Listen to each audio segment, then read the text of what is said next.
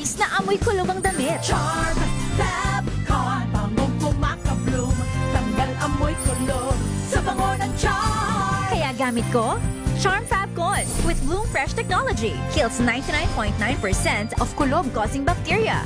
May aroma burst pa of thousands of flowers and berries. Ang sampay sa loob, no amoy kulob. Bangong kumakabloom sa charm. Charm Fabcon.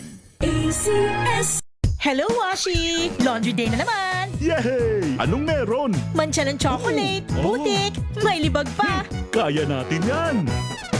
With Pride Washing Machine Detergent, may triple stain-away formula. Tanggal ang makapit, madikit, at madupit na dumit mancha.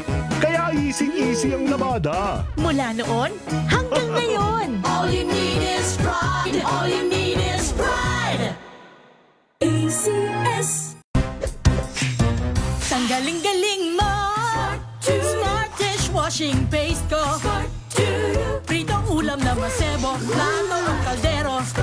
Tanggaling for everyday. Ganyan, pag smart ang dishwashing paste, may double tanggaling formula. Tanggal ang sebo, tanggal ang bakterya. Pahit para walang bahid, linis fantastic sa metal at plastic. Number one ko to. Tanggaling-galing mo! Smart dishwashing paste. ACS. May nagbago.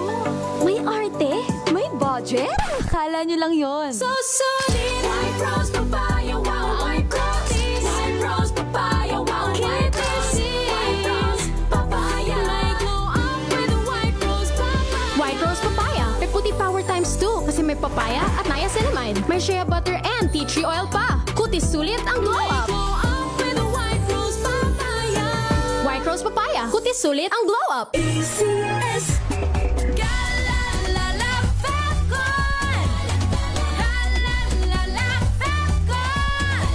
Ang bango ng sampayan. Tara na magsayawan. Calefabcon, amoy nakaka-joyful! Sa lahat ng bagay, simula pa lang, siguraduhing max protection na. Kasi pag kulang ang proteksyon, baka madaling masira. Sa ngipin, dapat may max protection din. Max sa alaga ng unique toothpaste. With Max Protect Formula, help stop cavities before they start, while keeping breath fresh. Try unique Maximum Fluoride Protection. Para max alaga, max protektado. ACS. Galalala Fabcon. Galalala Fabcon. Ang bango ng sampayan. Tara na magsayawan. Calefabcon, amoy nakaka-joyful! MX3, dito ko believe.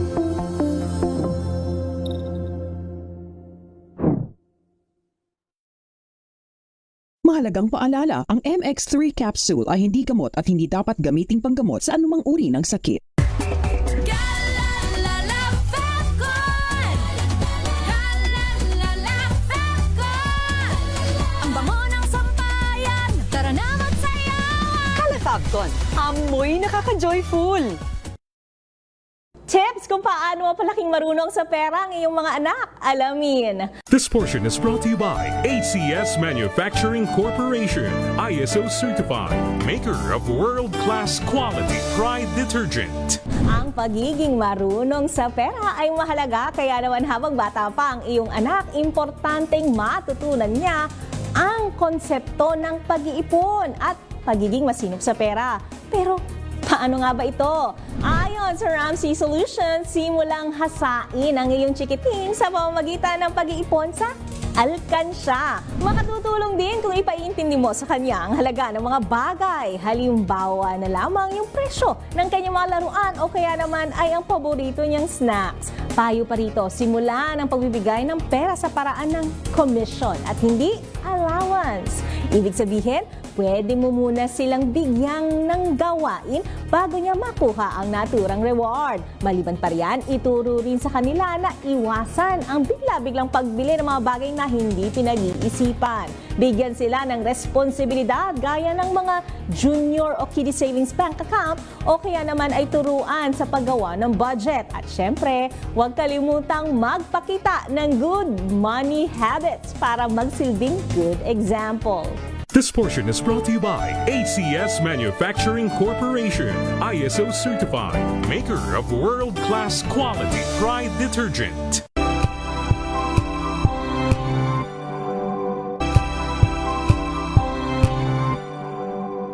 Tumunog na ang gandingan para sa kalikasan.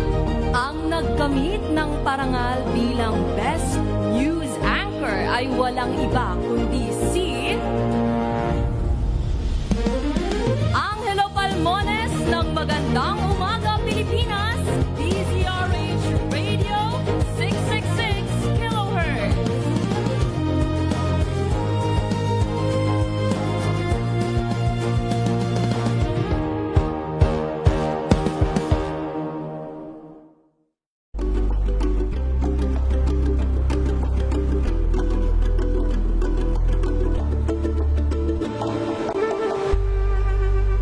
We've got you covered.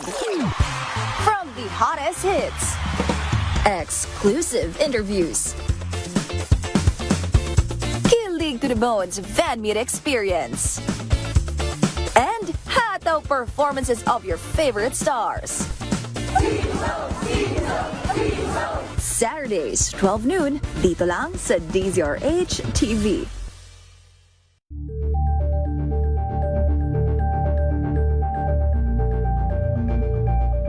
Curious ka ba sa maraming bagay?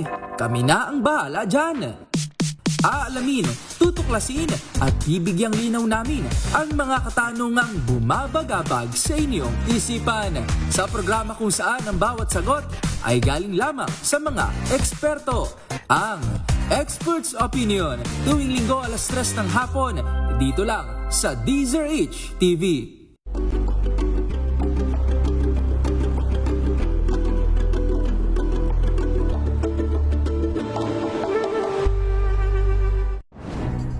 Good vibes ang hanap mo? Dito ka na sa sigurado!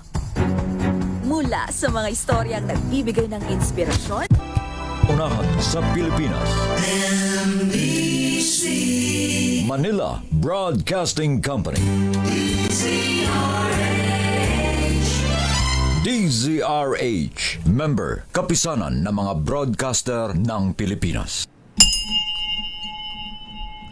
Oras sa Bishop Ephraim Fahutagana, 4:09.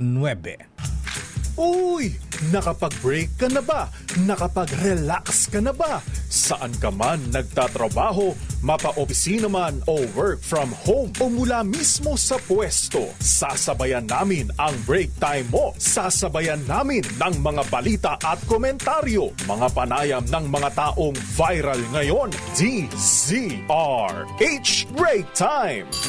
RH Break Time!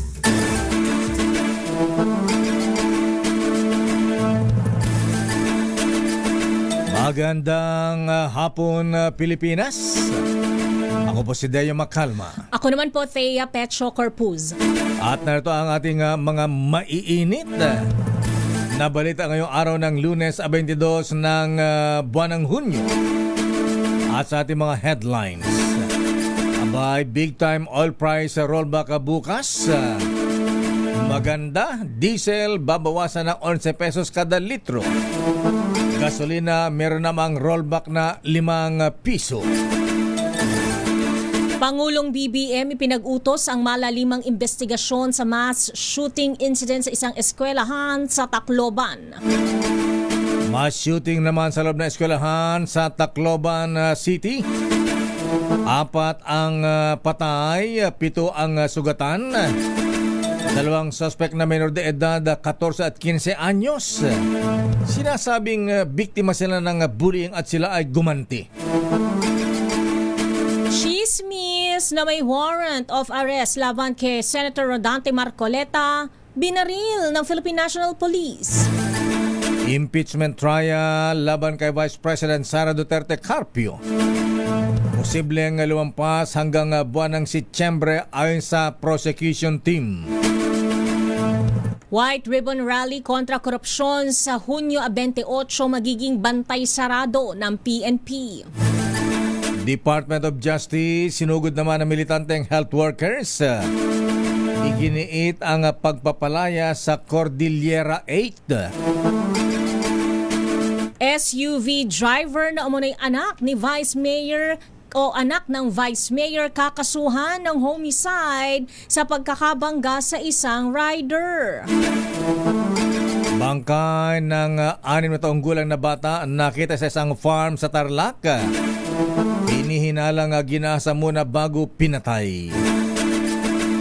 Bagyong Francisco patuloy ang paglakas habang nasa loob ng Philippine Area of Responsibility. Malabong maglandfall sa Pilipinas. At ngayon sa detalye na ating mga balita, bago ang bad news, good news muna tayo. Good news sa mga motorista dahil sa pagpapatupad bukas ng malakihang rollback sa presyo ng petroleum products. Kasanado na ang rollback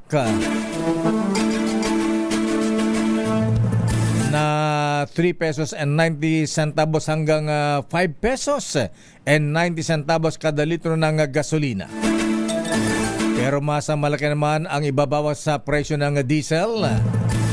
Abay sinasabing maaring umabot hanggang 11 pesos at 4 centavos ang bawas kada litro ng krudo. Samantalang 11 pesos and 80 centavos naman ang pwede ibawas sa presyo ng kerosene. Sa isang press briefing, sinabi ni Energy Secretary Sharon Garin na bunso dito na magandang market condition noong nakalipas na linggo. Obligado naman ang mga oil companies na sundin ay tinakdang oil price adjustment ng pamahalaan. Ngayong umiiral pa rin ang State of National Energy Emergency sa bansa. Samantala, tiniyak naman ng Department of Energy na tatagal pa ng hanggang 43 na araw ang inventory o supply ng langis sa bansa batay sa uling tala nitong June 19. Pero pinangangambahang next week naman ay tataas muli ang presyo ng petroleum products dahil pa rin sa patuloy na awayan ng Amerika at Iran. Sa iba pang balita, 4 ang patay habang 7 ang sugatan ng biglang mamaril sa loob ng isang eskwelahan ang 2 estudyante na armado ng mga baril. Alas 9 ng umaga nang sakmali ng sindak ang mga guro at estudyante ng San Jose National High School sa Tacloban nang biglang umalingaw-ngaw ang mga putok ng baril sa loob ng isang silid-aralan. Ayon sa pulisya, agad silang rumesponde nang makatanggap ng report na may nangyayaring pamamaril sa loob ng eskwelahan. Agad namang naaresto ang 2 menor de edad na pawang armado ng Glock 9mm pistol at caliber 38 revolver.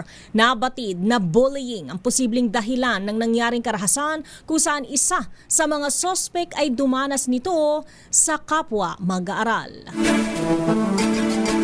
Antabayan po mahabingan ng latest update mula sa DYVL Tacloban. Mula kay Jimmy Angay-Angay o kaya kay Brigadier General Jason Kapoy. Kaugnay sa panibagong insidente ng bullying o issue ng bullying. Ikinalungkot naman ni Pangulong Ferdinand Bongbong Marcos Jr. ang nangyaring pamaril sa San Jose National High School sa Tacloban City na ikinamatay ng 4 at ikinasugat ng ilan pa kaninang umaga. Ang kepala sa press officer Claire Castro, batid ng Pangulo ang lungkot at takot ngayon na nararamdaman ng mga magulang, lalo na ang mga nabiktima ng pamaril. Ayon kay Yusek Castro, iniutos ng Pangulo ang malalimang investigasyon sa insidente. Pinatitiyak din ito ang proteksyon at kaligtasan sa lahat ng lugar, mapa-opisina, establishmento at paaralan. Binigyan din ng Malacanang na walang puwang ang ganitong uri ng karahasan saan mang lugar, lalo na sa mga paaralan. Kinilala naman ng Malacanang ang mabilis na pagkilos ng mga otoridad para mahuli kaagad ang mga suspect na napag-alamang minor de edad, isang 14 anyos at 15 anyos. At ang pinagmulan ng pamaril, Batay sa initial report, ang dalawang suspect ay biktima ng bullying at sila ay gumanti laban sa ilang biktima. Samantala, kinundena na ng Department of Education ang shooting incident sa San Jose National High School sa Tacloban na nangyari kaninang umaga. Ayon sa kagawaran, maituturing itong isang high alert situation. Inaasikaso na ng DepEd Central Office ang kagyat na tulong at medical at psychosocial intervention sa mga apektadong learner. Sa ngayon, 4 na ang nasawi sa naturang pamamaril kung saan arestado na ang dalawang suspect. Alamin natin ang update sa nangyaring pamaril sa San Jose National High School sa Tacloban City. Mula sa ating correspondent si Aris number 32. Mula sa DYVL Tacloban, The Voice of Leyte. Narito ang report ni Jimmy Angay-Angay. Jimmy, magandang hapon. Dio at Karin, sa ngayon ang emotional at psychosocial na pagbangon ng mga napiktahan na insidente sa pamaril sa isang paral dito sa San Jose National School Tacloban, ang pangunahin ngayon tinutukan ng Department of Social Welfare Development DSWD sa pamagitan ng psychological first aid at iba pang psychosocial intervention program. Layunin ng ahensya matulungan ang mga estudyante, guro at non-teaching personnel na makarecover mula sa trauma, takot at matinding emosyon na epekto ng naturang insidente. Ayon kay DSWD Regional Director Chris Sobong, agad silang nakipag-ugnayan sa Department of Education at iba pang kinaukulang na ahensya upang masiguro ang agarang pagbibigay ng suporta sa mga apektado.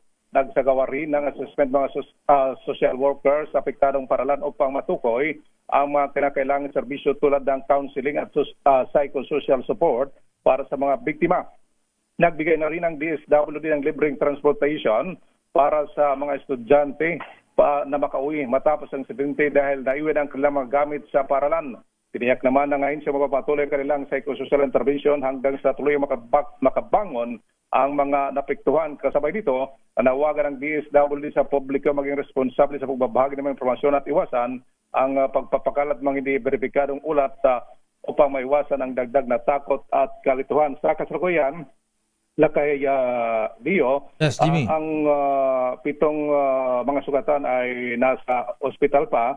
Ginagamot ang 7 mga injured dahil sa nangyaring pamamaril alas 9:20 kaninang umaga. Ang dalawang mga suspect ay nasa Station 1 ng Tacloban City Police Office sa San Jose. At andon rin yung City Social Welfare Development Office. Ang edad dito, 14 anyos at 15 anyos na may baril na 9mm at calibre 38 na baril. Yun nga, yung motibo, inimbestigahan ng pulis dahil sinasabi na sila ay binubuli. Bago pa mangyaring pamaril, nag-post muna sila kaninang umaga sa Facebook na may dalang baril. At noon na, ilang minuto nang nangyari ay pumasok na sa naturang paralan. Jimmy, mula dito sa Jimmy, itong mga suspect 14 and 15, ito mga third year high school o fourth year high school? Grade 9. Grade 9. So, grade third year lakay. Third year. So, nasa na itong mga bata, itong mga namaril, Jimmy? Sa Station 1 ng Tacloban City Police Office dito sa may San Jose, nandun sila. At doon rin yung City Social Welfare and Development Office kasi children in conflict with the law kasi minor. Jimmy? Pero tinitingnan dito kung may discernment ang mga ito. Matanong ko na lang din, gaano katagal bago nakaresponde ang mga pulis dyan sa naturang insidente? Malapit lang yung San Jose Police Station hanggang sa San Jose National High School. Kasi papunta itong sa sa area doon sa MacArthur Park sa bayan ng Palolete. Yung area, I think mga 100 meters o yung layo ng police station, 100 or 50 meters yung layo. Parang ganon, yung layo. Jimmy, saan na? Nakaresponde naman. Jimmy, saan nangyaring pamaril? Sa loob ng classroom o sa loob ng campus o labas ng eskwelahan? Loob ng classroom. O nga, Ayan, ito yung mga table ng sa classroom. Yes, doon sa classroom yung nangyari. hindi naman makakapigil yung teacher doon kasi may baril na dala. Baka teacher pa yung barilin. Itong mga suspect. So ongoing na yung klase nung mamaril itong dalawang teenager, Jimmy? Yes, alas 9:20 ng umaga. Nagsimula na yung klase. Oo. Nagsimula na. Ayan, may report na biktima ng bullying itong dalawang suspect kaya sila ay gumante. Kanina, sabi kasi yung City Director, Police Colonel Novelito Hipigan, ay yung isa kasi at large kanina, hinabol kung saang area sa Buntay na area dito sa Barangay 87. Inamin ang dalawa na sila ay binubuli.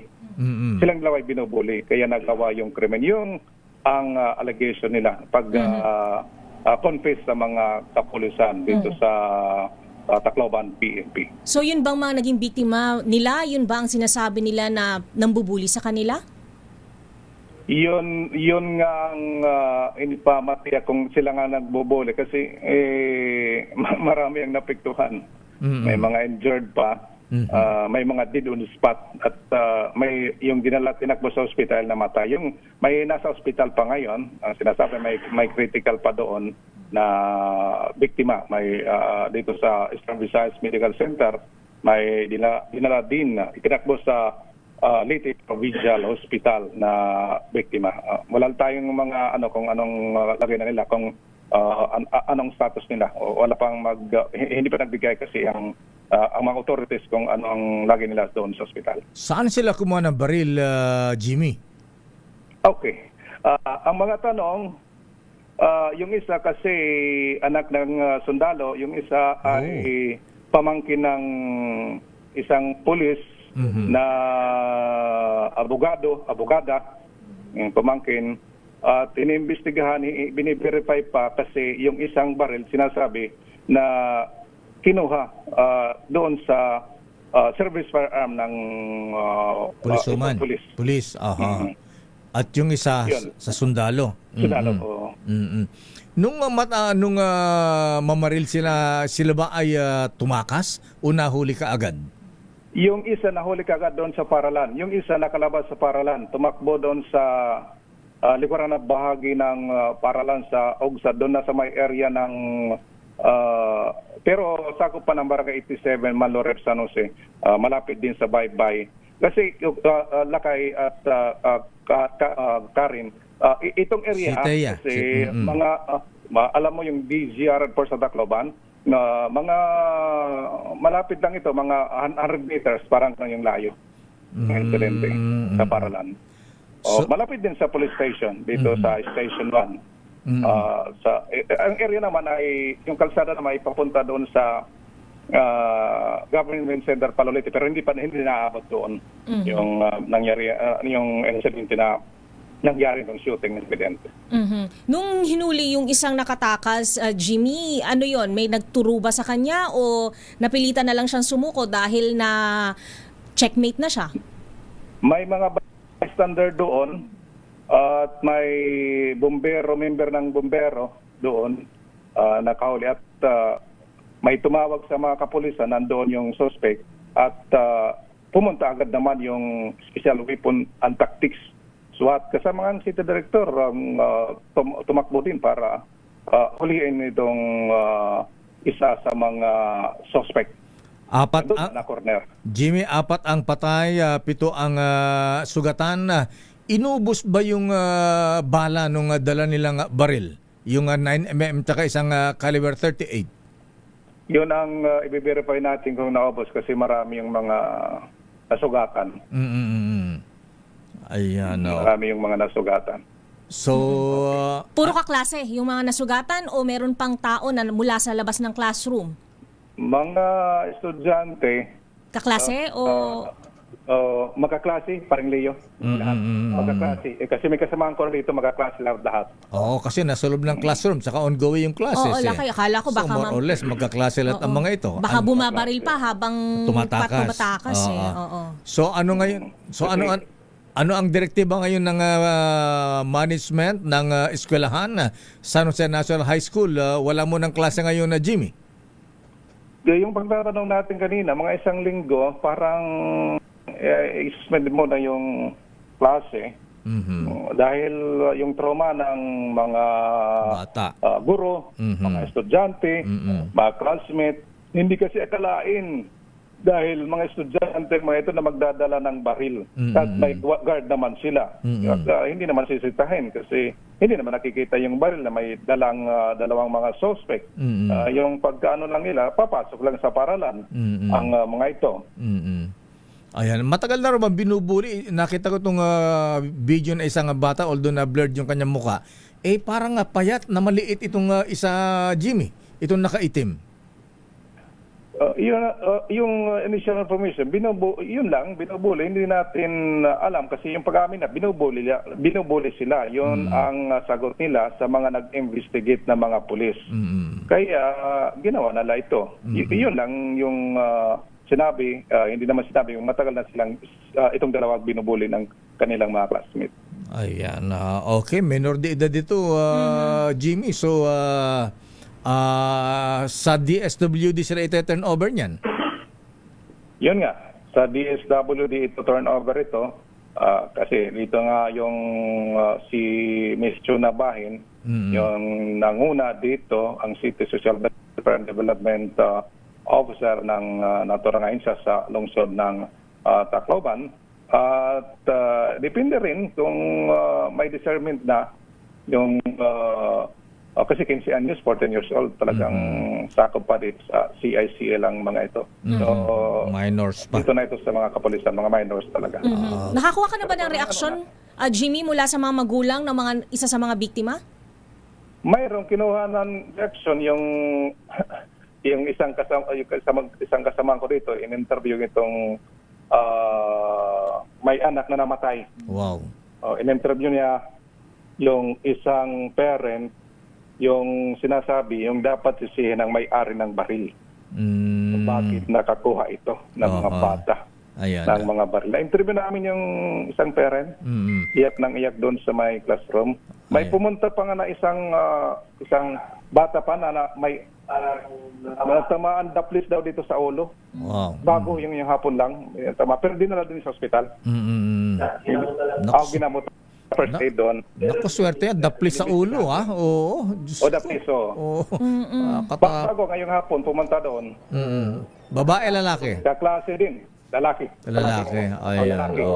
Karamihan ba ng naging biktima ay lalaki o babae? 15 years old. Yung biktima, ilang babae, ilang lalaki. Yung babae, dalawang lalaki at babaeng nilabas. Tapos, may dinala pa sa ospital siguro ang namatay doon sa ospital. Siguro dito na-arrival yun. Yung babae kaya namatay kasi nasa pintuan. Binara ng pintuan. Kasi itong kausap ko si Leo Ladang kasamang reporter kasi na doon sa area din. Okay. Okay, maraming salamat, Jimmy. Mamaya... Tapos tinamaan yung biktima, itong babae. Ayan. Siguro namaril na lang. Siyempre, mga bata, di pa masyadong hindi sanay mamaril yan. Hindi asintado. Kaya kung sino siguro, na lang matamaan. Ayan, to whom it may concern. Pero although na may target siguro, di natin alam kung napurahan yung kanilang target. Ayan. Mula dito sa DYV Action Radyo Tacloban, ito si Aristradito Jimmy Angay para sa DZRH, una sa Pilipinas, una sa Pilipino. RH Break Time! Maraming salamat, Jimmy Angay-Angay mula sa DYVL Tacloban, The Voice of Leyte Action Radio. Yan ang sinasabi natin kanina, Miss Thea, kanina umaga dahil pasukan na naman. Ngayong iba, ngayon pa lang start lalo sa mga private schools. Sana nga natin, sabi nga natin, sana maglabas ang circular ang DepEd.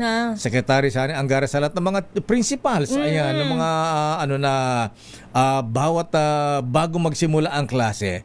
Ayan, paalalahanan ng mga teachers ang mga bata na iwasan ang bullying. Totoo lang ka. Di ba diyan sa Cavite, di ba may babae ding estudyante ran na binubuli, nanaksak. Ayan, gumanti. Tama. Ayan. Kaya siguro po at siguro sa mga magulang din, paalalahanan din natin ating mga anak. Samantala, nagpadala na ng mga rekomendasyon ang Philippine National Police sa Department of Education kung paano masisiguro ang seguridad sa mga paaralan sa buong bansa. Di kasunod ng maras na insidente sa loob ng eskwelahan San Jose National High School sa Tacloban City. At ganun din sa isang pananaksak sa Cavite kamakailan. Ayon kay acting PNP spokesperson Colonel Alan Co, kasama sa mamungkaying inilatag nila sa DepEd ay ang pagtapik o pagkuha ng tulong sa mga barangay at iba pang posibleng force multipliers. Sabi ng PNP na base sa umiiral na protocol, bawal pumasok sa mga paaralan ang mga pulis. Gayon din, nanatili umanong hamon sa mga otoridad ang budget para sa mga dagdag na screening gamit ang mga metal detectors at security guards. Narito si Colonel Alan Ray Co ng PNP. We've already given our recommendations to the DepEd regarding how to upgrade yung ating mga security sa mga schools natin. We understand that there's not enough budget for sa lahat po nang naiisip natin ng X-ray, yung mga metal detectors, hiring of security guards, hindi po ano to. But we have alternatives. Sa iba pang balita, pinabulaanan ng Philippine National Police ang inilutang ni Senator Rodante Marcoleta na may aaresto na sa kanya anumang araw. Sa pulong balitaan sa Camp Crame ngayong Lunes, sinabi ni PNP Acting Spokesperson Police Colonel Alan Ray Co na wala silang natatanggap na warrant laban sa senador mula sa kahit saang korte. Sa hiwalay na pahayag ni PNP Chief Police General Jose Melencio Nartates Jr., iginiit niya na hindi aaksyon ang pulisya batay sa mga chismis kaya wala siyang ibinigay na Special Operational Directive gaya ng pagmamanman kay Marcoleta. Matatanda ang noong nakaraang linggo ay nagpahayag ng kahandaan si Marcoleta sa naulinigan umano niyang pag-aresto sa kanya kaugnay sa isyu ng hindi deklaradong pagtanggap ng 75 milyong pisong donasyon mula kay dating Congressman Mike Defensor at 2 pang individual. Babalikan natin ang ilang pang detalye na ating mga balita. Impeachment trial laban kay Vice President Sara Duterte Carpio. Posibleng umabot hanggang buwan ng Setyembre. White Ribbon Rally kontra korupsyon sa June 28. Magiging bantay sarado ayon naman sa Philippine National Police. At Department of Justice sinugod naman ang militanteng health workers. Hiniling na palayain ang Cordillera 8. Sino ba itong Cordillera 8? SUV driver na umano'y anak ng isang vice mayor. Kakasuhan naman ng homicide dahil sa pagkakabangga at pagkakapatay sa isang rider. Ang detalye na mabalita niyan sa ating pagbabalik sa ating palatuntunang Break Time. RH Break Time. Oras, Mr. Cesar Lee, Mr. Michael is my guy. Ninong, Kuya Larry Francisco, aloha.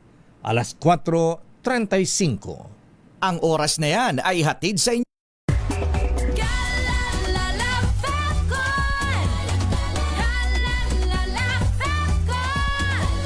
Ang bango ng sampayan, tara na magsayawan. Calefabcon, amoy nakaka-joyful. Sa puso ng kalikasan, natatangi ang prutas ng mangosteen.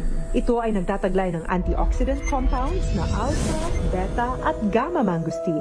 Ang MX3 capsule ay isang food supplement na gawa sa natural na mangosteen. Ito ay tested and proven to help avoid knee joint pain discomfort para iwas-iwas sa sakit with long-term supplementation 2 capsules daily. MX3 capsule, tunay, natural at orihinal. Mahalagang paalala, ang MX3 capsule ay hindi gamot at hindi dapat gamiting panggamot sa anumang uri ng sakit.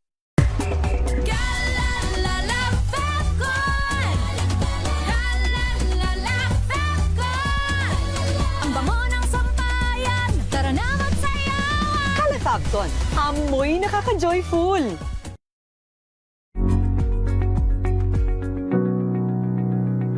This portion is brought to you by ACS Manufacturing Corporation, ISO certified, maker of world-class quality Pride detergent.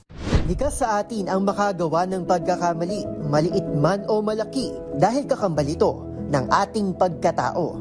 Gayunman, hindi ito nangangahulugan na madali para sa lahat ang magpatawad, kahit pa ito ay isa sa mga pangunahing turo ng simbahang Katolika. At kung minsan, may mga pagpapatawad na labag man sa kalooban ay ginagawa para palayain ang sarili. To you, Father, what is the end point of forgiveness? Can forgiveness be self-serving? Kasi may mga nagsasabi po na iba na nagpapatawad ka kasi gusto mo ng peace. Gusto mo ng quiet sa iyong sariling buhay. Gusto mo ng kapayapaan.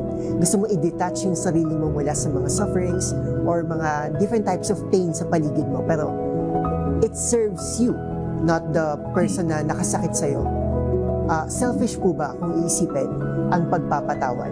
Thoughts on this?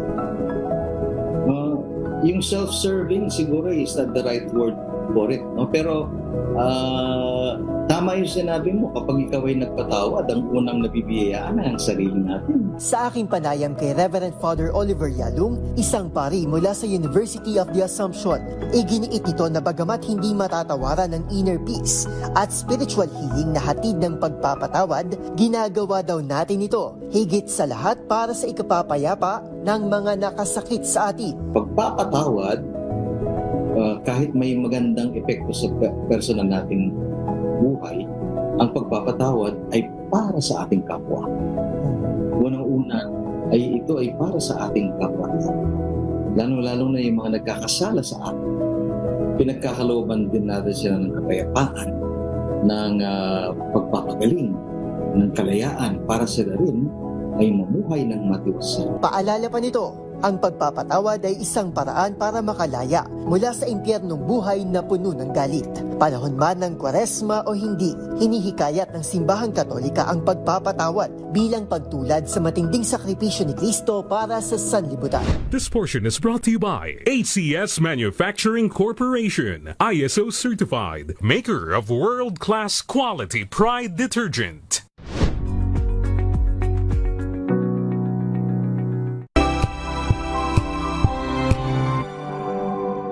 Hello, Washi! Laundry day na naman! Yay! Anong meron? Mancha ng chocolate, putik, may libag pa! Kaya natin yan! With Pride Washing Machine Detergent, may triple stain-away formula. Tanggal ang makapit, madikit, at madupit na dumit mancha. Kaya easy-easy ang labada. Mula noon hanggang ngayon! All you need is pride! All you need is pride! ACS. Maulan man, no worries na amoy kulong ang damit. Charm Fab Con, bangong kumakabloom, tanggal amoy kulong sa bango ng Charm. Kaya gamit ko, Charm Fab Con with Bloom Fresh Technology. Kills 99.9% of kulob-causing bacteria. May aroma burst pa of thousands of flowers and berries. Ang sampay sa loob, no amoy kulob. Bangong kumakabloom sa Charm. Charm Fab Con. ACS. Tinesting, sinuri, siniyasan. Ang resulta? Super effective ang Shield sa pagpatay ng bakterya at virus. Shield Antibacterial Soap. Believe ang mga eksperto sa Philippine Nurses Association. At si Mami. Tiwala ako sa Shield. Shield Antibacterial Soap. Napatunayang mabisa.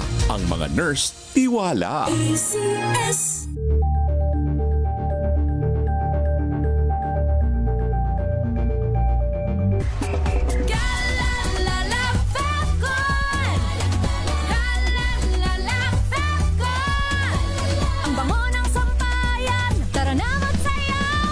Fabcon, amoy nakaka-joyful!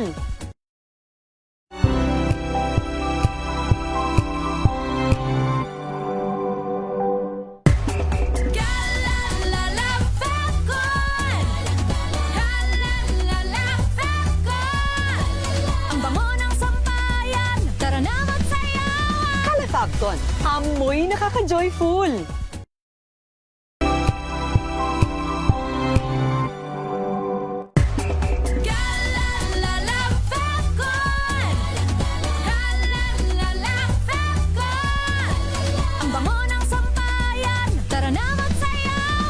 Fabcon, amoy nakaka-joyful!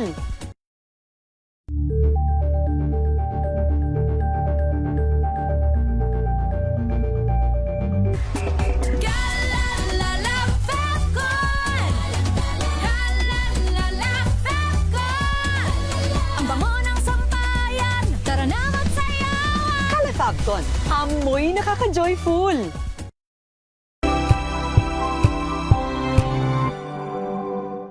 Maagang balitaan, maagang usapan sa mga issue at balita. Kasama si Kuya Angelo Palmones sa Magandang Umaga Pilipinas. Mula Lunes hanggang Biyernes.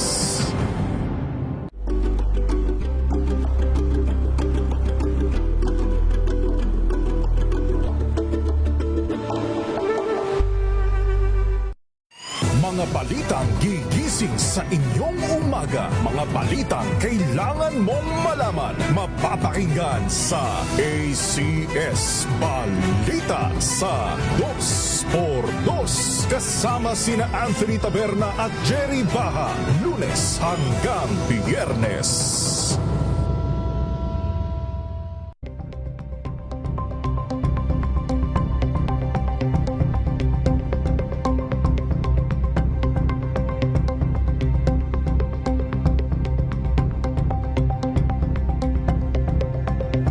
Alamin ang mga maiinit na isyung pambayan, mga balitang kailangan mong malaman, usapin sa pamahalaan, politika, ekonomiya at kabuhayan. Ito ang mga dapat mong malaman, pakialaman at pag-uusapan dahil kayo ang tinig ng mamamayan dito sa Damdaming Bayan. Live sa DZRH Radio, DZRH TV at DZRH Digital. Kasama sinalakay Deo Macalma at Elaine Apit. Araw-araw, Lunes hanggang Biyernes. Damdaming Bayan.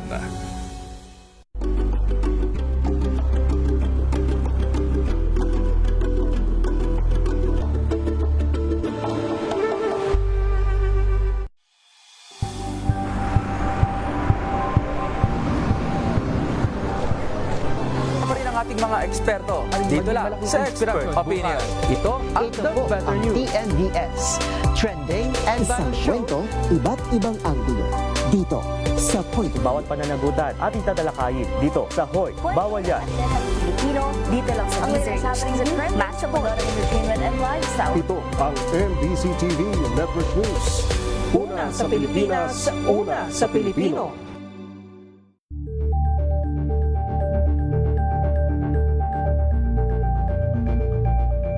Narciso, aba ang Pangulo Marcos pinatitiyak ang patuloy na rehabilitasyon at pagpupunta sa mga infrastructure projects. Abay, dapat lang Mr. President, kalampagin po ninyo yung subway, yung tren natin, ha? Ayan, yung mga mass transportation natin. Pre-trial conference impeachment trial laban kay VP Sara. Aba, hindi pa matatapos ngayon. Standby sa ating mga reports. Bago ang mga reports, narito muna ang ating kring-kring panalo promo. Kring-kring! Makinig maigi! Ito na ang chance mo na manalo ng instant 500 pesos kapag darinig mo na ang mahiwagang kring-kring. Tingnan mo na ang iyong cellphone, baka ikaw na ang susunod naming winner sa kring-kring panalo malakas sa telepono. Paano sumali? Bisitahin ang Facebook page ng DZRH, fill up pa ng Google Sheet na nakapin sa DZRH FB page at hintayin ang aming tawag sa telepono. Kring-kring na! Sino ang natawagan ni Kring-Kring, Miss Teya? Magandang hapon sa iyo, Michelle Senyorin ng Pioduran, Albay. Pioduran? Laki, malayo-layo to eh. Ay, Ate Michelle, magandang hapon. Ayan. Aba, kumusta po kayo sa Albay? Abay, ayan, hindi po umuulan dyan. Hindi po, maaraw pa rin po. Ay, okay. Mainit pa rin. Mainit? Opo, sobrang init po. Ayan. Anyway, mainit din aking tanong, ate, ha? Ayan. Abay, may nangyaring pamaril dun sa Tacloban. Dun sa San Jose National High School. Ano daw po ang dahilan bakit namaril yung mga bata, Ate Michelle? Ano daw ang dahilan bakit namaril? Ano po, sir? Yung napabalita po na namaril dyan sa Tacloban. Ano daw dahilan? Ba't siya namaril? Ba't sila namaril? Hindi ko po na ano yung... Bullying ate, bullying Sabi ni daw. Ate Michelle. Anyway, Next eto na question, lang. please. Ayan, next question please. Ayan. Ano ang number 1 na himpilan ng radyo sa buong Pilipinas at kauna-unahan? Siyempre, sir, DCRH. Galing mo talaga ate, wala nang iba. Ayan. Congratulations ate Michelle Senyorin ng Pioduran Albay. At ngayon sa mga reports, mabilis na aksyon sa Tacloban City shooting. Ipinanawagan sa Kamara de Representantes. Alamin natin ang detalye mula kay Aris number 12, Manang Milky Rigunan. Milky. Biglang sinabi na trying to find out. Manang Milky. Milky Rigunan. Yuhuu! Wala si Milky. Iba yung pumapasok, Miss Wina. Ha? Si Malacanang. Ayan, si Let. Okay, si Let. Ayan, wala pa rin. Aba. Okay na daw si Manang Milky Lakay. Sino? Si Milky. Ayan.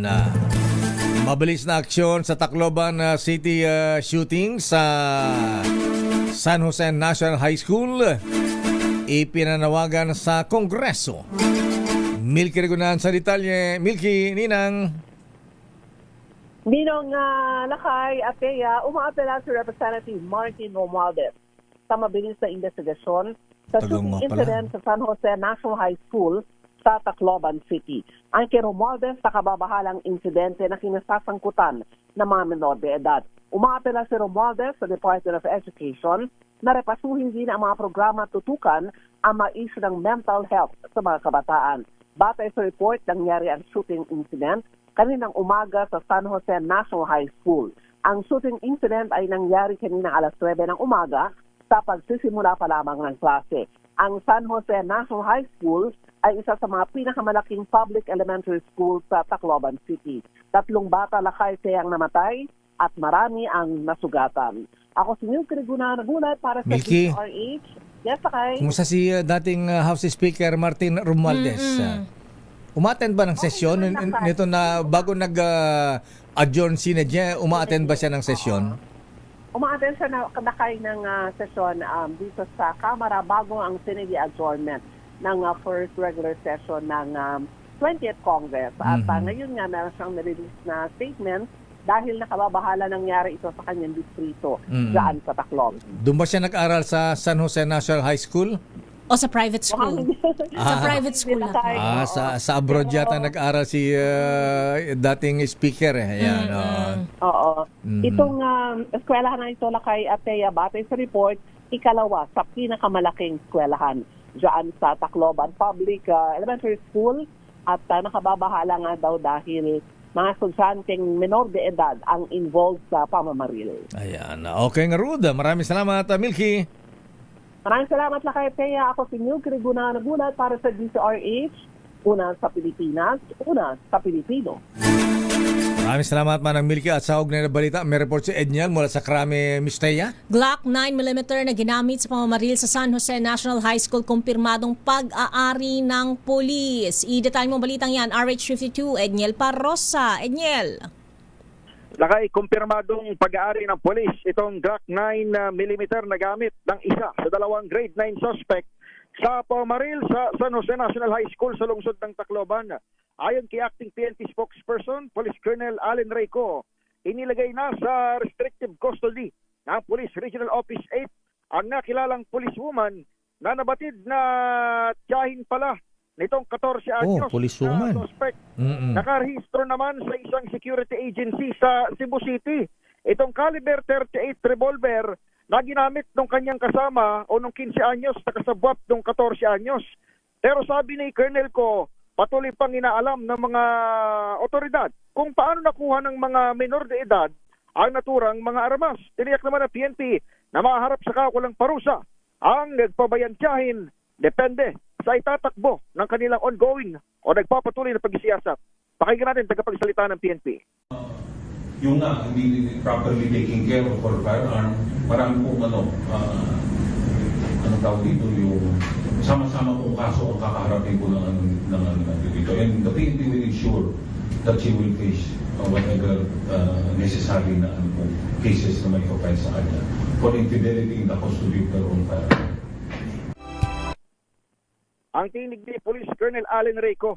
Samantala sa parehong update, Papulo balitan dito sa Camp Crame, binanggit ng opisyal ng PNP na umabot pala sa 40 basyo, 40 empty shells ng baril o ng bala ang natagpuan ng pulisya. Sa Ilan? 40. 14. Apat na po. Apat na po lakay 40. 40? So, ibig So, sabihin, nag-reload pa. nagpalit pa ng magazine. Oo. Nagpalit pala kay Diyos ng ko. magazine. Indikasyon nito Marunong yung bata.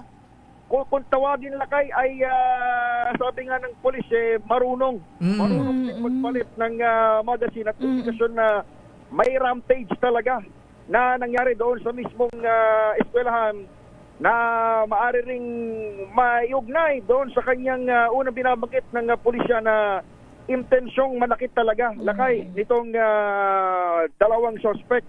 Kanina kausap lamang din ng Camp Crame reporters via phone call ang Regional Director ng Eastern Visayas, Police Brigadier General Jason Capoy, at kanyang binabanggit lakay na itong grade 9 students na ito 2 years ago, nung sila pa ay grade 7, ay nakaranas ng pambubuli. At isa ito doon sa mga tinitingnang anggulo o motibo ng kanilang ginawa ngayong pamaril na nagresulta sa pagkakapaslang sa hindi bababa sa 3 nilang mga kasama sa eskwela at pagkakasugat ng nasa 6 o 7 pang iba. Wala rito sa Camp Crame. Ako si Adniel Parrosa, DZRH. Una sa Pilipinas, una sa Pilipino. Maraming salamat, Edniel Parosa. So, lesson na rin ito. Moral lesson sa mga nambubuli din, ha? Ayan, huwag kayong mambubuli mga bata. Ayan, baka resbakan naman kayo, ha? At yung mga binubuli naman huwag naman mamaril, huwag naman papatay. Ayan. Idaan sa magandang usapan, Yes, isumbong sa tamang otoridad. Isumbong nila sa teacher kay principal. Ayan. Samantala, Pangulong Bongbong Marcos tiniyak ang patuloy na rehabilitasyon at paglala ng pondo sa mga infrastructure projects. Arrest number 14, Let Narciso, please come in. Miss Let. Lakay Mistea, magpapatuloy ang rehabilitasyong isinasagawa ng pamahalaan sa mga infrastruktura para mabawasan ang pinsalang dulot ng mga kalamidad. Sinabi ito ni Pangulong Ferdinand Marcos Jr. nang mag-inspeksyon sa rehabilitasyon ng Mananga River sa Talisay, Cebu. Ayon sa Pangulo, bukod sa pagkukumpuni ay patuloy rin pupondohan ang pagtatayo ng mga kinakailangang infrastruktura, kabilang ang pagpapatupad ng mga pangmatagalang solusyon para mabawasan ang panganib ng pagbaha. Sa katunayan, kasama na anya ang mga ito sa mga popondohan sa susunod na taon. Indalala ng Pangulo ang matinding pagbaha na naranasan sa Cebu dulot ng mga nagdaang bagyo, kaya isinagawa ang rehabilitasyon ng mga flood control structure. Ayon kay Pangulong Marcos, binago rin ang mga disenyo ng mga flood control projects sa pamagitan ng paggamit ng mas angkop na materyales sa halip na karaniwang konkreto. Pakinggan natin si Pangulong Marcos. Ito ay ilalagay na namin, nasa NEP na para sa budget for next year, for 2027. Naka-budget na, titiyakin natin na hindi magagalaw yung budget na yung pagdaan sa budget process.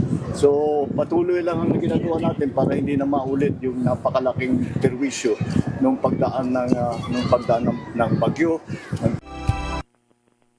Si Pangulong Bongbong Marcos. Ito si Let Narciso para sa DZRH. Una sa Pilipinas, una sa Pilipino. Yes, Lakay? Nagbangka ba sa Bohol si Presidente doon sa Lubok River? Di ba? Umabot doon?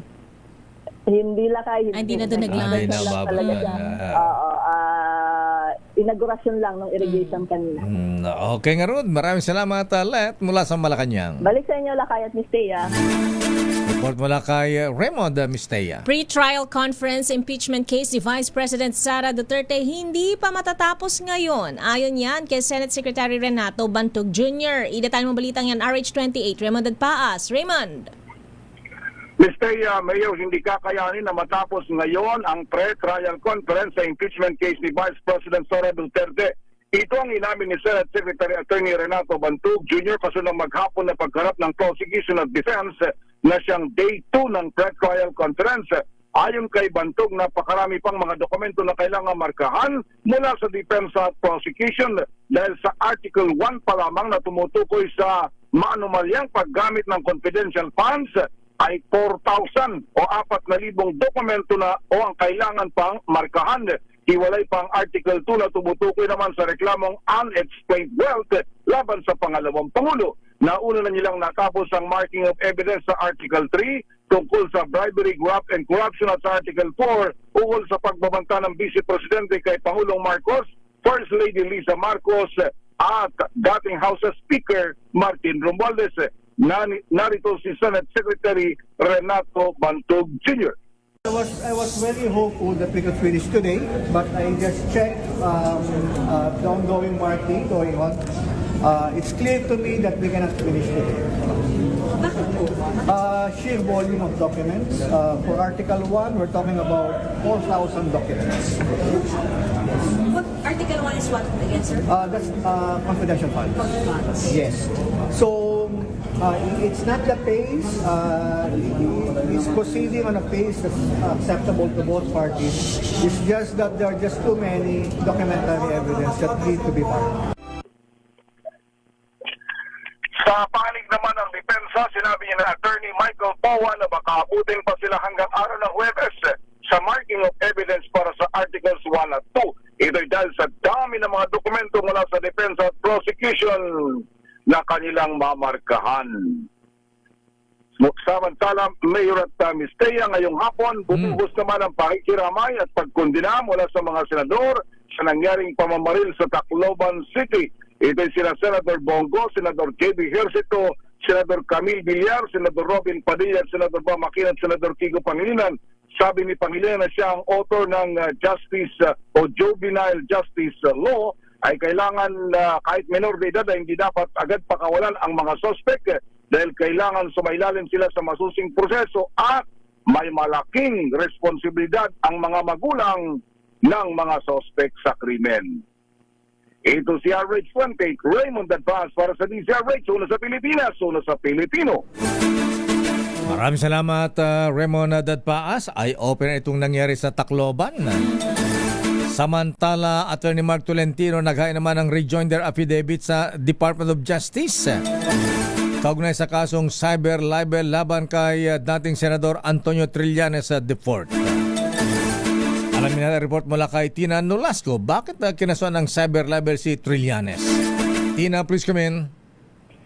Naghain nga ngayong araw ng rejoinder affidavit sa Department of Justice o DOJ si Atty. Mark Tolentino, ang legal counsel ng dating broadcaster na si Jay Sonsa. Ito'y kaugnay pa rin ang kinakaharap na kasong cyber libel ni Sonsa na inihain ni dating Senador Antonio Trillanes IV. Ayon kay Tolentino, ang hakbang na ito ay tugon nila sa mga naunang naging pahayag at tugon ng kampo ni Trillanes. Layo ng rejoinder affidavit na lalong patatagin ang mga argumento at ebidensyang isinumite ng kampo. Ito ang huling sagot ng inireklamo para kontrahin ang mga bagong isyu o aligasyon na binanggit sa reply. Nagugat ang legal na hidwaan ni Trillanes at Sonsa nang ireklamo ng dating senador si Sonsa ng pagpapakalat ng fake news o mga impormasyon at akusasyon laban sa kanya. Ayon naman kay Atty. Tolentino, bilang public figure si Trillanes o parang artista niya, hindi dapat siya balat sibuyas. Pakinggan natin si Atty. Mark Tolentino. Even though you are not a public official, may tinatawag tayo sa doktrina sa ating batas na public figure. If you're a public figure, nasa posisyon ka man sa government or wala, hindi ka dapat balat sibuyas. Hindi ka dapat on your skin. Para sa mga artista, iba yung right to privacy sa isang celebrity sa isang ordinary individual. Of course, dapat ka magpasalamat si Trillanes kasi tinatawag natin siyang celebrity. As a celebrity, ibig sabihin, subject siya sa public criticism and public ridicule. Ito, si RH19 na Nolasco para sa DZRH, una sa Pilipinas, una sa Pilipino. Maraming salamat, Tina Nolasco. Ikaw ba celebrity din? Ito celebrity si Giselle. O ito lakay. Ginang na hindi nagbayad sa pagpapariband, arestado. Ba't hindi kasi ginaya na lang nakulot katulad ko, lakay Magkano man pa-riband? Alin mo mas mahal, riband o kulot? Pakulot? Depende, lakay Ako hindi naman nagpapakulot Natural curls kasi. Yan. Lakay. Idetail mo ang balitang yan. RH15, Giselle Ricafort. Giselle? Ninang. Ay, hindi pala, Abay. Wala si Giselle. Nagpa-riban din ito kahapon eh. Ano? Haba-haba ng buhok eh. Ha? Maganda ba yung pagkakariban lakay? Pero for sure nagbayad. Oo naman. Oo. Samantala, balita mula sa Middle East, Strait of Hormuz. Muli siya na nakasunod ng mga paglabag umano ng Israel at Amerika sa interim peace deal ayon sa mga Iranian officials. Alamin natin detalye mula kay James Galange. James. Muli na namang isinara ng Iranian officials ang Strait of Hormuz kasunod na naging paglabag umano ng Israel sa naselyuhang interim peace deal ng Amerika at Iran noong nakaraang linggo. Ang desisyon ay mula sa pinagsarib na puwersa militar ng Iran at ang Islamic Revolutionary Guard Corps o IRGC kasunod na magdamagang airstrikes ng Israel sa Lebanon na kinamatay ng aabot sa 20 katao. Ito'y kahit nagkaroon na ng kasunduan ng Israel at ang Lebanese militant group na Hezbollah noong nakaraang Biyernes. Kaya naman dahil dito, umakyat na sa migit 4,000 kataong namatay na sumiklab ang giyera sa pagitan ng dalawa na nagsimula ng gumanti ang Hezbollah matapos masawi sa drone strikes ang dating supreme leader ng Iran na si Ayatollah Ali Khamenei. Dagdag pa ng IRGC ang pagsasara ng Gulf region ay ang kanilang unang hakbang sakaling magkaroon muli ng mga ulat ng paglabag sa kasunduan at kung magpapatuloy ang military aggression ng Israel at Amerika. Pero sagot naman ni US Vice President J.D. Vance, kasunod ng kanyang pagdalo sa unang round ng peace talks, nakahanda sila na magpatuloy sa negosasyon kung nakahanda rin ng Iran na talikuran ng mga gawaing tinuturing na sanhi ng kawalan ng katatagan sa rehiyon. What the President has asked us to do is turn over a new leaf, to transform our relationship with the people of Iran and to extend an outstretched hand that says to the people of Iran that if your leadership is willing to give up being a driver of regional instability, if they are willing to give up nuclear weapons ambitions for the long term, then the United States is willing to fundamentally transform our relationship with that country. That is Samantala sa ulat ni US Central Command spokesperson Navy Captain Tim Hawkins na nanatiling maayos ang sitwasyon sa Gulf region at normal pa rin nakakadaan ng ilang oil ships. Sa ngayon, wala pa rin na ilalabas na kasunduan o resulta mula sa unang round ng peace talks na kasalukuyang ginaganap sa Switzerland. Matatadang agad na bumaba noong nakaraang linggo ang presyo ng langis sa world market matapos na naging pirmahan ng peace deal sa pagitan ng Amerika at Iran. Peace is never easy. Peace always requires a little bit of work. It always requires a little bit of give and take. But the President of the United States is committed not just to peace between the United States and Iran. The President is committed to a regional peace, which is why we're here working so hard to settle our issues. Ito si James Galange ng DZRH TV. Una sa Pilipinas, una sa Pilipino. Maraming salamat, James. Balikan natin si Giselle. Giselle, ginang na hindi nagbayad sa pagpapariband, arestado. Idetalye mo nga yan, RH15, Giselle Ricafort. Ay, nako, nababa na naman. Lako. Balitang sports. Nako, si Alex Ayala natalo. Out na siya sa Berlin Open. Finished. Ayan. Mili Borja sa detalye. Mili. Natapos ang makasaysayang kampanya ni Filipina tennis ace Alex Ayala sa Berlin Tennis Open matapos siyang talunin ni Linda Noskova ng Czech Republic sa kanilang rain-delayed semifinals match noong Sabado sa Germany. Sa kabila ng pagkatalo, naging matagumpay pa rin ang pagtakbo ni Ayala sa torneo matapos niyang pabagsakin ng world number 2 na si Elena Rybakina sa round of 16 at sinundan nito ng panalo kontra kay world number 8 na si Elena Svitolina sa quarterfinals. Maaga nagpakita ng dominasyon ng Czech star matapos magtayo ng 5-2 advantage sa unang set at mapakinabangan ng isang errant forehand ni Ayala. Mukhang handa ng isa rin ni Noskova ang set nang makapagtala ito ng ace para sa 40-0 advantage sa ikawalong laro. Bagamat lumaban ang Filipina pride, hindi nga lamang niya napanatili ang momentum dahil agad nakabawi si Noskova upang itabla ang laban sa 4-all bago tuluyang kunin ang kontrol sa mga huling laro. Tinapos ni Noskova ikalawang set sa score na 6-4 upang tuluyang tapusin ang takbo ni Ayala sa torneo. Samantala, matagumpay na nakuha ni Noskova ang kampiyonato matapos makaharap si Jessica Pegula sa finals. Samantala, sa mundo naman ng gymnastics, naghatid ng magandang balita ang magkapatid na Carlos at Eldru Yulo sa 13th Men's Artistic Gymnastics Senior Asian Championship sa Zunyi, China. Nasungkit ni double Olympic champion Carlos Yulo ang gintong medalya sa floor exercise finals matapos magtala ng 14.700 points.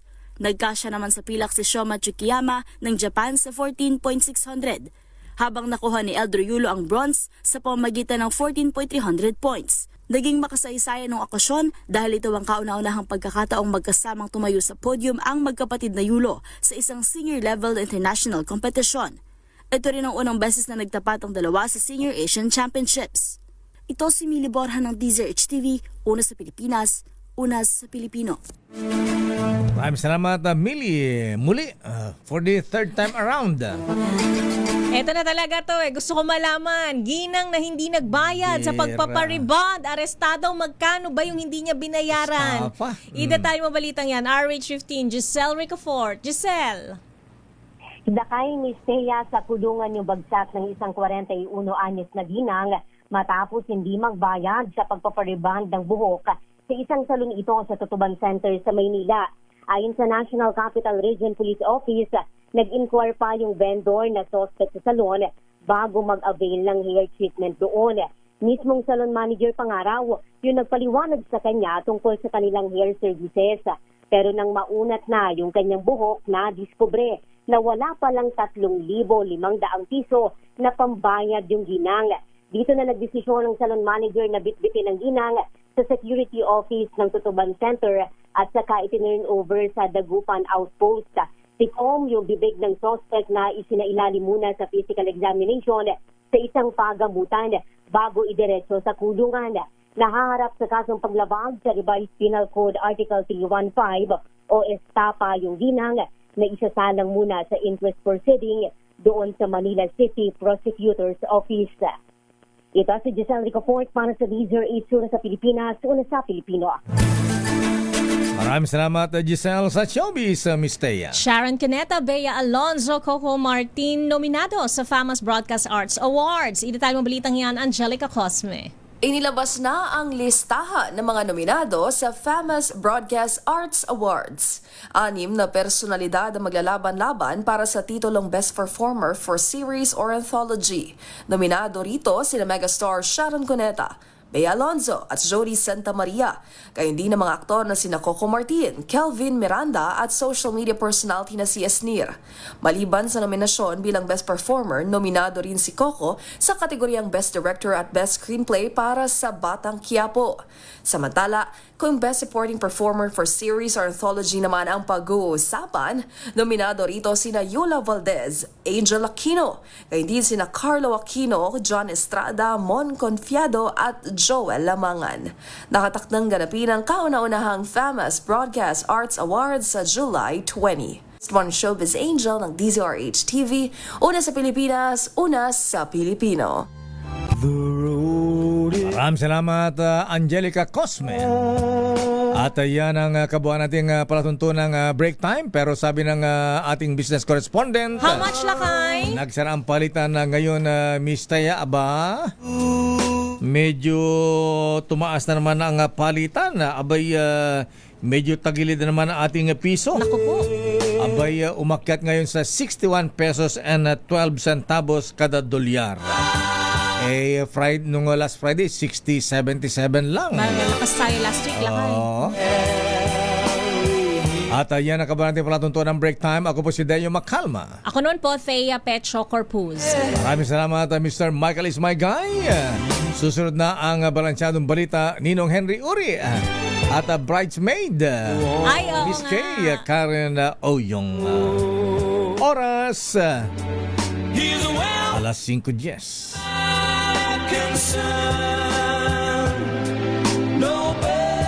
This time check is brought. Wow, ang saya. Isang barangay na labada.